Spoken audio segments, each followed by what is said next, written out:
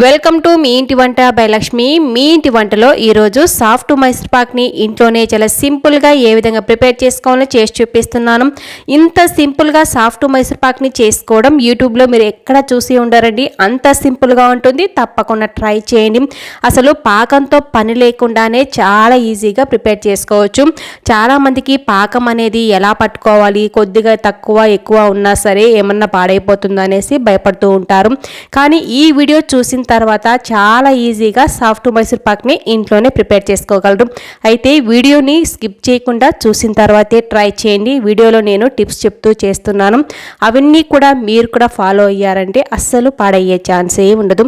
ఇక మనం లేట్ చేయకుండా వీడియోలోకి వెళ్ళిపోదాము. ఈ సాఫ్ట్ మైసూర్ పాక్ని ప్రిపేర్ చేసుకోవడానికి ముందుగా ఒక కడాయి వేసుకొని 1 కప్పు జల్లించుకున్న శనగపిండి వేసుకున్నాను. 1/2 కప్పు మిల్క్ పౌడర్ అండి. మిల్క్ పౌడర్ అనేది ఏ బ్రాండ్ అయినా వేసుకోవచ్చు. ఇప్పుడు ఇందులోనే 1.5 కప్పుల కరిగించుకున్న నెయ్యి వేసుకుంటున్నాను. వేడి చేయాల్సిన అవసరం లేదు, కేవలం కరిగించుకుంటే సరిపోతుంది. నెయ్యి 1.5 కప్పు వేసుకున్న తర్వాత ఇందులోనే 1.5 కప్పుల చక్కెర కూడా వేసుకుంటున్నాను. 1/2 కప్పు నీళ్ళు కూడా వేసుకున్నాను. మొత్తం కూడా మనం ఏ కడాయిలో అయితే మైసూర్ పాక్ని ప్రిపేర్ చేసుకోవాలి అనుకుంటున్నామో అదే కడాయిలో వేసేసుకున్నాను. ఈ కొలతలతో చేశారంటే చాలా టేస్టీగా వస్తుందండి మైసూర్ పాకు. తప్పకుండా ట్రై చేయండి. మీకు నెయ్యి ఇష్టం లేదు అనుకుంటే మనము ఆయిల్తో అయినా చేసుకోవచ్చు, లేకుంటే సగం నెయ్యి సగం ఆయిల్తో కూడా కలిపి చేసుకోవచ్చు.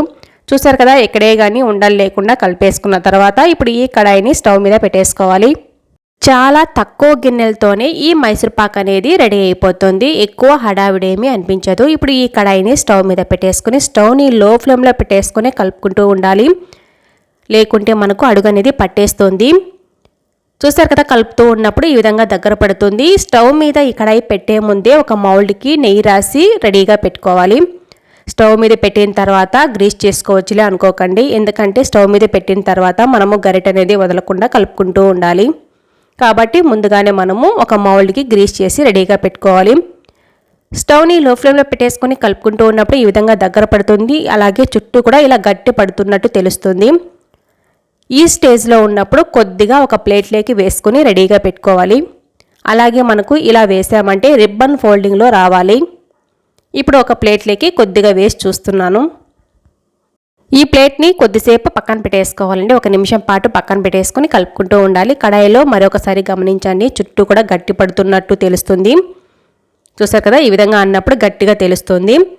అలాగే మనం కలుపుకుంటున్న మైసూర్ పాక్ కూడా దగ్గరగా ఉన్నట్టు తెలుస్తుంది. ఇప్పుడు చూసారు కదా, ఈ పిండిని 1 నిమిషం తర్వాత ఇలా ఉండలాగా చేస్తున్నాను. ఇలా ఉండలాగా చేస్తే ఉండలాగా రావాలి, మరి సాఫ్ట్గా ఉండకూడదు. ఇలా ప్లేట్లో వేసేసినా సరే అలాగే నిలబడిపోయి ఉండాలి. అప్పుడు మనకు మైసూర్ పాక్కి రెడీగా ఉందని అర్థము. ఇప్పుడు మళ్ళీ ఒకసారి బాగా కలిపేసుకొని స్టవ్ ఆఫ్ చేసుకుంటున్నాను. ఇప్పుడు ఈ మైసూర్ పాక్ని ముందుగా గ్రీస్ చేసి పెట్టుకున్న మౌల్లోకి వేసుకోవాలి. ఇక్కడ మనము అల్యూమినియం కానీ స్టీల్ వాటిని కానీ లేకుంటే గాజు వాటిలో వేసుకోవచ్చు, ప్లాస్టిక్ వాటిలో వేసుకోకూడదు. ఈ మైసూర్ పాకు చాలా ఎక్కువ వేడిగా ఉంటుంది. ప్లాస్టిక్ వాటర్లో వేసామంటే ప్లాస్టిక్ అనేది కరిగే ఛాన్సెస్ ఉంటాయి. ప్లాస్టిక్ అనేటివి వేసుకోకూడదు. ఇలాంటి అల్యూమినియం మౌల్స్ ఉంటే వేసేసుకోవచ్చు. మొత్తం మైసూర్ పాక్ని ఇందులో వేసేసుకున్న తర్వాత 1 స్పూన్ సాయంతో గరిటెకున్న దాన్ని కూడా తీసి వేస్తున్నాను. ఇదంతా మనము ఫాస్ట్గా చేసుకోవాలండి. ఎక్కువ టైం తీసుకున్నామంటే ఈ మైసూర్ పాక్ అనేది గట్టి పడుతూ ఉంటుంది. ఇలా స్పూన్తో తీసేసిన తర్వాత స్పూన్ సాయంతోనే ఇలా స్ప్రెడ్ చేస్తున్నాను. మరి గట్టిగా అయిన తర్వాత ఇలా స్ప్రెడ్ చేసుకోవడానికి కష్టంగా అనిపిస్తుంది, కాబట్టి చాలా ఫాస్ట్గా చేసుకోవాలి. ఇలా మొత్తం కూడా స్ప్రెడ్ చేసుకున్న తర్వాత ఈ మౌల్డ్ని కిందికి పైకి 2 సార్లు తట్టేస్తే సరిపోతుంది. ఎక్కడైనా మధ్యలో ఎయిర్ గ్యాప్స్ ఉన్నా సరే మనకు సమానంగా వచ్చేస్తుంది. ఇప్పుడు పూర్తిగా చల్లారనివ్వాలి. పూర్తిగా చల్లారిన తర్వాత వీడియోలో చూపిస్తున్నట్లుగా ఇలా కనిపిస్తుంది. వేలు సాయంతో ఇలా అన్నామంటే గట్టిగా తెలుస్తుంది. ఇప్పుడు దీనిపైన ఒక ప్లేట్ పెట్టేసుకొని ఈ మౌల్డ్ని రివర్స్ చేస్తున్నాను. ఈ మౌల్డ్ని పైన 2 నుంచి 3 సార్లు తట్టేసామంటే ఈ మైసూర్ పాక్ అనేది ఈజీగా ఉడేచేస్తుంది. ఒకవేళ రాలేదు అనుకునేటట్టయితే చుట్టూ ఎడ్జెస్ని చాకు సహాయంతో కదిలించిన తర్వాత ఇలా రివర్స్ చేసుకోవచ్చు. నేనైతే ఇక్కడ బటర్ పేపర్ వేసుకున్నాను మౌల్లో. ఆ బటర్ పేపర్ని తీసేస్తున్నాను. ఇప్పుడు ఈ మైసూర్ పాక్ని మనకు కావలసిన సైజులో కావలసిన షేప్లో కట్ చేసుకోవచ్చు. ముందుగా నేనైతే ఈ విధంగా లైట్గా లైన్స్ లాగా వేస్తున్నాను, మనకు కరెక్ట్గా సైజులో రావడం కోసము. చూసారు కదా, ఇలా లైన్స్ వేసుకున్న తర్వాత ఇప్పుడు దీనిపై నుంచి లోతుగా కట్ చేసుకుంటే సరిపోతుంది. సాఫ్ట్ మైసూర్పాకే కాబట్టి పూర్తిగా చల్లారిన తర్వాత కూడా మనకు ఎలా కావాల్సి ఉంటే అలా కట్ చేసుకోవచ్చు, ఈజీగా కట్ అయిపోతుంది. అంతేనండి, చాలా సింపుల్గా పాకంతో పని లేకుండా చాలా టేస్టీగా ఉండే సాఫ్ట్ మైసూర్పాక్ని ప్రిపేర్ చేసుకున్నాం కదా. మీరు కూడా మీతో తప్పకుండా ట్రై చేసి మీకు ఎలా వచ్చిందో కామెంట్ రూపంలో చెప్పడం అసలు మర్చిపోకండి. ఈరోజు రవ్వ లడ్డూల్ని చేసి చూపిస్తున్నాను. వీడియోలో చెప్పినట్లే చేసినట్లయితే అసలు పాడయ్యే ఛాన్సే ఉండదు. మీరు కూడా మీతో తప్పకుండా ట్రై చేయండి. ఎప్పుడు ఒకేలా కాకుండా ఒకసారి ఇలా కూడా ట్రై చేయండి, చాలా టేస్టీగా సాఫ్ట్గా ఉంటాయి. ఇక మనం లేట్ చేయకుండా వీడియోలోకి వెళ్ళిపోదాము. ఈ రవ్వ లడ్డూల్ని ప్రిపేర్ చేసుకోవడానికి ముందుగా ఒక మిక్సింగ్ బౌల్లో 2 కప్పుల బొంబాయి రవ్వ వేస్తున్నాను. సూజీ రవ్వ అంటూ ఉంటారు కదా, ఆ రవ్వ. ఇప్పుడు ఇందులోనే ఒక చిప్ప పచ్చి కొబ్బరి తీసుకొని మిక్సీ జార్లో వేసి గ్రైండ్ చేసుకున్నాను. ఆ పౌడర్ని కూడా ఇందులోనే వేసుకొని మొత్తం కూడా బాగా కలిసేటట్టు కలిపేసుకోవాలి రవ్వలోనే. మీకు పచ్చి కొబ్బరి లేదు అనుకుంటే ఎండు కొబ్బరి అయినా వేసుకోవచ్చు. నేనైతే ఇక్కడ పచ్చి కొబ్బరి వేసుకొని ఇలా కలుపుతున్నాను. కాచి చల్లార్చుకున్న పాలను 1/2 కప్పు వరకు తీసుకొని కొద్ది కొద్దిగా వేసుకుంటూ కలుపుకోవాలి. ఇందులో మరి ఎక్కువగా వేసుకోకూడదు, ఇలా కొద్ది కొద్దిగా వేసుకుంటూ కలుపుకోవాలి, ఎక్కడే కానీ ఉండలు లేకుండా. చూసారు కదా, వీడియోలో చూపిస్తున్నట్లుగా కొద్ది కొద్దిగా కాచి చల్లార్చుకున్న పాలను వేసుకుంటూ ఇలా కలుపుకోవాలి. ఇలా చూడడానికి పొడి పొడిలాడుతూ రావాలి. ఇలా ఉండలాగా చేస్తే ఉండలాగా రావాలి. ఇలా వచ్చినప్పుడు దీనిపైన మూత పెట్టేసి పక్కన పెట్టేసుకోవాలి. ఇప్పుడు మరొక మిక్సీ జార్ తీసుకొని 1.5 కప్పుల చక్కెర వేసుకున్నాను. 4 నుంచి 5 వరకు ఏలకులు కూడా వేసుకొని మెత్తగా గ్రైండ్ చేసుకొని రెడీగా పెట్టుకోవాలి. చూసారు కదా, ఇలా గ్రైండ్ చేసి పక్కన పెట్టాను. ఇప్పుడు స్టవ్ మీద ఒక కడాయి పెట్టేసుకొని 3 టేబుల్ స్పూన్ల నెయ్యి వేసుకున్నాను. నెయ్యి వేడైన తర్వాత మన దగ్గర ఉన్న డ్రై ఫ్రూట్స్ని వేయించుకుంటే సరిపోతుంది. నేనైతే ఇందులో జీడిపప్పు, బాదం పప్పును వేస్తున్నాను. ఈ జీడిపప్పు, బాదం పప్పు అనేది కొద్దిగా ఫ్రై చేసుకున్న తర్వాతనే మనము ఎండు ద్రాక్ష అనేది వేసుకోవాలి. ఎండు ద్రాక్ష అనేది తొందరగా ఫ్రై అయిపోతుంది కాబట్టి.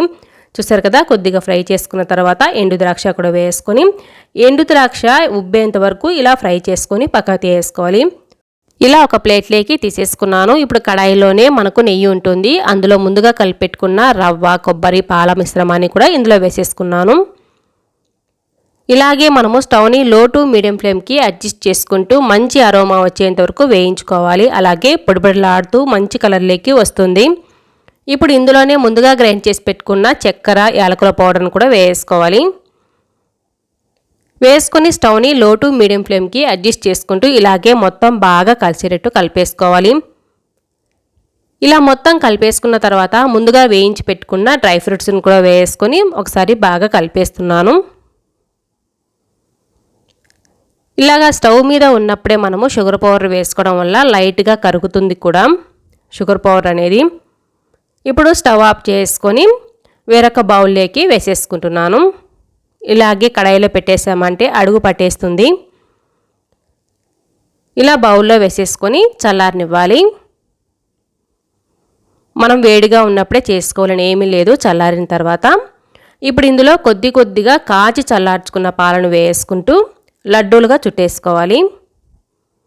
పాలు అనేటివి మరీ ఎక్కువ వేసుకోకూడదు. మనం ఇందులో షుగర్ పౌడర్ వేస్తున్నాం కదా, కొద్ది కొద్దిగా వేసినప్పుడు మనకు షుగర్ పౌడర్ అనేది కరుగుతూ ఉంటుంది, తొందరగా పలచబడిపోతుంది. కాబట్టి పాలను మాత్రం కొద్ది కొద్దిగా చల్లుకుంటూ ఇలా లడ్డూలుగా చుట్టేసుకోవాలి. చూసారు కదా ఎంత బాగా లడ్డూల్లాగా వచ్చేసిందో. ఒకవేళ రాలేదు అనుకుంటే ఇంకొద్దిగా కాచి చల్లార్చుకున్న పాలు వేసుకొని లడ్డూలుగా చుట్టేసుకోవచ్చు. కాచి చల్లార్చుకున్న పాలు అనేది ఇష్టం లేని వారు నెయ్యితో చుట్టేసుకోవచ్చు. ఇలాగే మొత్తం కూడా లడ్డూలుగా చుట్టేసుకొని ఒక ప్లేట్లో పెట్టేస్తున్నాను.